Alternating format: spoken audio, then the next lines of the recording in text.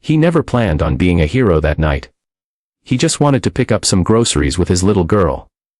But in the blink of an eye, 3 men turned a quiet street into a nightmare, and a single dad, still carrying the scars of war, was forced to make a choice: to stay silent, or step into danger again.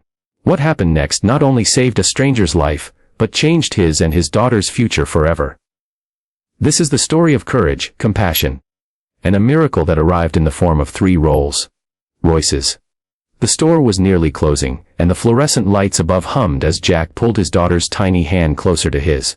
Jack was a veteran, the kind of man who carried silence like a second skin. War had taken his sleep, his career, and the steady rhythm of family life. His wife had left years ago, unable to endure the storms that raged in his mind after deployment. What remained was his little girl, Emily, 8 years old, bright-eyed, with a voice that somehow could cut through even his darkest nights. "Daddy, can we get strawberries too?" Emily asked, her hand squeezing his. Jack smiled softly. "Of course, kiddo. Anything for you." They stepped outside with 2 small grocery bags, the air cool and quiet. That's when they heard it, a muffled cry, sharp enough to freeze him mid-step. At the corner of the parking lot, 3 men had surrounded a young woman. Their voices were harsh, their movements threatening. Jack felt his chest tighten. His training screamed at him, assess, act, control. But another voice, quieter and far more dangerous, whispered, "Don't get involved. You've done enough. You've lost enough." Emily's small voice broke through. She tugged his sleeve, her eyes wide. "Daddy, can we help her?" Those 5 words pierced deeper than any battlefield memory. His daughter was watching. This was who he was teaching her to become. A man who turned away, or a man who stood up. Jack dropped the groceries, straightened his shoulders, and stepped forward. "Hey!" His voice cracked through the air like a gunshot. The 3 men turned, sneering. One spat. "Mind your business, old man." Old man. They didn't know the years of discipline behind his tired frame. They didn't know the training buried in muscle memory. Jack moved before they did, swift, precise, not reckless but calculated. A block, a strike, 1 man stumbled, another lunged and found himself face first on the asphalt. The third pulled something from his pocket. Jack disarmed him in seconds. When it was over, the men were fleeing into the night, their shouts fading into the darkness. The young woman collapsed, shaking. Jack knelt, his hand gentle now. "You're safe. They're gone." Emily wrapped her arms around his waist, her voice trembling. "You did it, Daddy, you helped her." For the first time in years, Jack felt something heavier than fear. He felt purpose.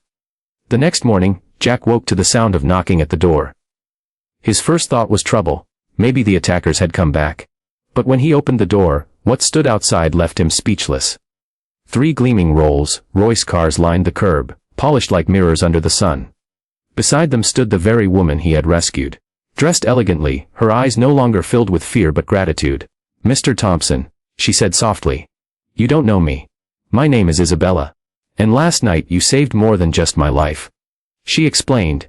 Her family owned one of the largest luxury automotive companies in the country. Her father, a man of great wealth, had always told her that true strength comes from character, not money. She had seen that strength in Jack.